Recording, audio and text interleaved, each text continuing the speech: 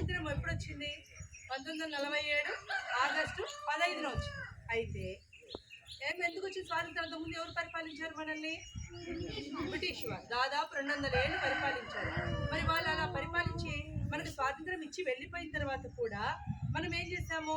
వాళ్ళు ఏ పద్ధతులు అయితే అవలంబిస్తున్నారో అయ్యే పద్ధతులు అవలంబిస్తున్నారు. వాళ్ళు ఏ సాంప్రదాయాలు పాటిస్తున్నారో అవే, ఏ ప్రభుత్వ విధానాలు అవే. కానీ అందులో ఎలాంటి మార్పు లేదు. అందులో మన భారతీయుల అభివృద్ధి కోసం ఏం కావాలనేది లేదు. అందుకోసం ఏం చేశారంటే మనకు స్వాతంత్రం వచ్చిన తర్వాత రాజ్యాంగ ముసాయిదా కమిటీ అనేది ఏర్పడింది. దీనికి చైర్మన్ డాక్టర్ బిఆర్ అంబేద్కర్. అప్పుడు వాళ్ళంతా కలిసి ఒక పరిపాలనా విధానాన్ని రూపొందించారు. అది ఏంటంటే మన రాజ్యాంగం. ఏంటి? రాజ్యాంగం. మరి ఆ రాజ్యాంగం రాయడానికి ఎన్ని రోజులు పట్టిందో తెలుసా? 2 నెలలు 3 నెలలు కాదు, 2 సంవత్సరాల 11 నెలల 18 రోజులు. దాదాపు ఎన్ని సంవత్సరాలు? 3 సంవత్సరాలు.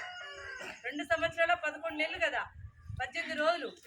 కేవలం 12 రోజులే తక్కువ, దాదాపు 3 సంవత్సరాలు. మరి అన్ని రోజులు ఏం చేశారు వీళ్ళంతా? ఏం చేశారు? మన ప్రపంచంలో ఉన్నటువంటి వివిధ దేశాల యొక్క రాజ్యాంగాలను పరిశీలించారు. ఏది మన దేశానికి అనుకూలం, మన దేశం అభివృద్ధి చెందాలి అంటే మనకు ఏం కావాలి, మన పౌరులకు ఎలాంటి హక్కులు ఉండాలి, ఎలాంటి అభివృద్ధి కావాలి, ఎలాంటి సంక్షేమాలు కావాలి, ఇవన్నీ ఆలోచించి ఆ రాజ్యాంగాన్ని తయారు చేశారనమాట. మరి ఆ రాజ్యాంగం ఎప్పుడు అమల్లోకి వచ్చిందంటే 1950 జనవరి 26వ తేదీ. మరి ఈ రాజ్యాంగం అమల్లోకి వచ్చినప్పటి నుంచి ప్రతి సంవత్సరం మనము జనవరి 26న రిపబ్లిక్ డే, గణతంత్ర దినోత్సవం జరుపుకుంటున్నాం. మరి ఈరోజు ఏం చేస్తారంటే ఢిల్లీలో రాష్ట్రపతి భవన్ దగ్గర పెరేడ్ నిర్వహిస్తారు. అలాగే సాహసాలు ప్రదర్శించినటువంటి బాలబాలికలకు ఈరోజు పురస్కారాలు అందజేస్తారనమాట.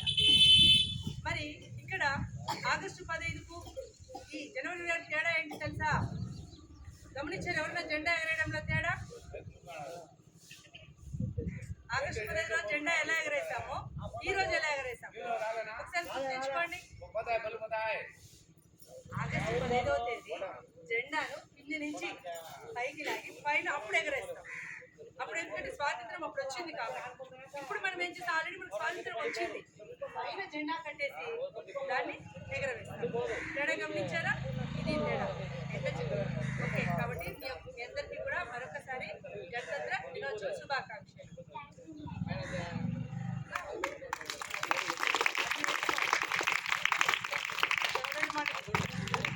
శుభాకాంక్షలు చెప్పండి.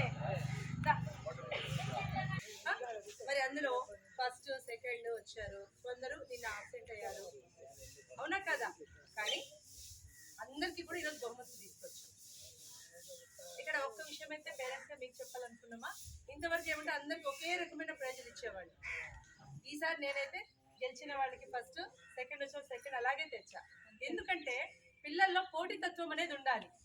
మేము గెలిచినా ఓడిపోయినా మాకు మేడం ప్రైజ్ ఇస్తున్నప్పుడు వాడు ఇంకా ఆడడు అనమాట, ముందుకు పోవాలని అనుకోరు.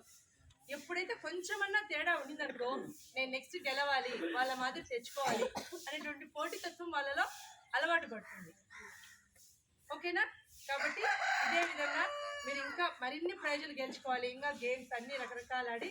సరే, ఎండ ఎక్కువ ఉంది కాబట్టి తొందరగా ప్రైజ్ డిస్ట్రిబ్యూషన్ చేద్దాం. ఓకేనా? మరి గట్టిగా చప్పట్లు కొట్టేయండి.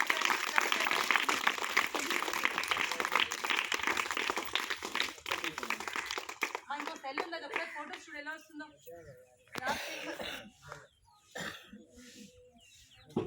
క్లారిటీ ఉందా లేదా?